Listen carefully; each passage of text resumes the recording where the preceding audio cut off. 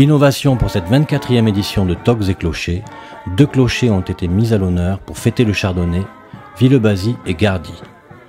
C'est Monsieur le maire d'Antugnac, où Toques et Clochers a eu lieu en 2012, qui a remis la traditionnelle clé à Madame le maire de Gardy, Roseline Garabou, et à Monsieur le maire de Villebazy, Guy Serrier.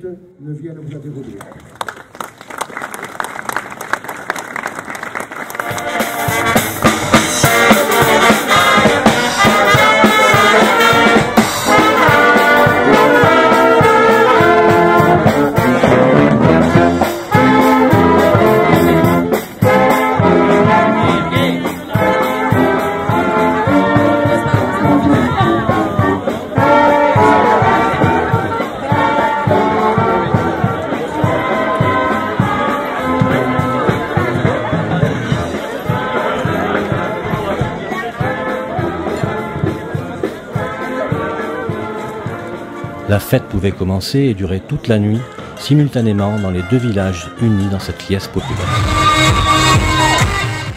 C'est à Gardy que Sieur d'Arc a organisé une soirée privée première bulle en l'honneur de ses clients.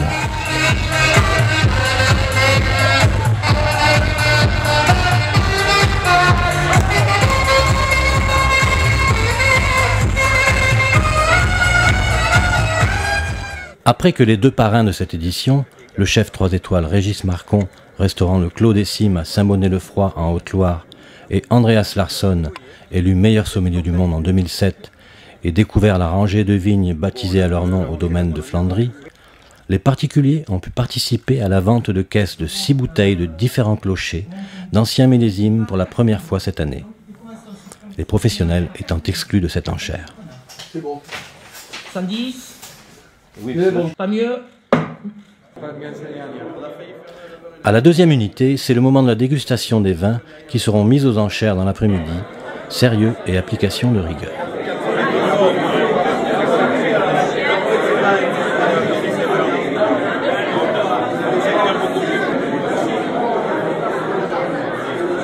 Donc je trouve l'événement génial parce que c'est au niveau marketing, c'est quelque chose qui est très important pour la région.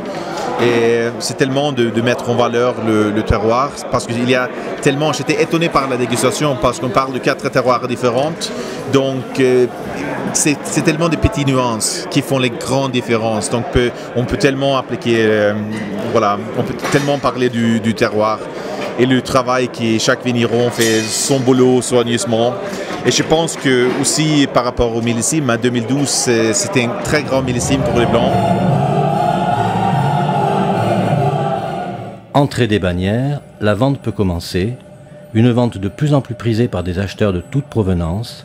Le Brésil, la Corée, la Chine, la Russie, l'Australie, l'Allemagne, la Hollande, la Suisse.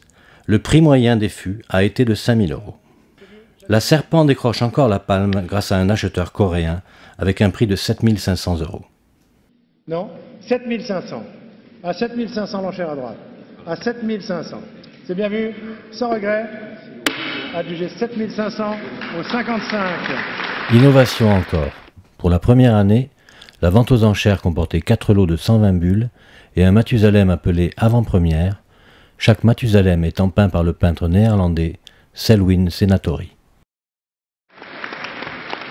Concernant l'innovation et notamment les ventes de lots de crémant, ça dépasse même nos espérances puisque on a eu des enchères d'un niveau supérieur à 3 000 € le lot pour 120 bouteilles, ce qui est d'une très bonne tenue et confirme que la qualité des produits que nous mettons sur le marché.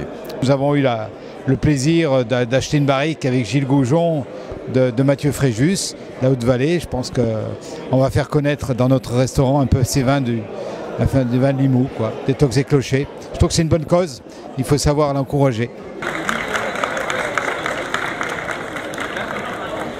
Repas et soirée de gala pour clôturer cette 24e édition avec un menu préparé par Régis Marcon, une cuisine qui s'est mariée à merveille avec les vins des vignerons de Sieur d'Arc, choisis par le meilleur sommelier du monde, Andreas Larsson.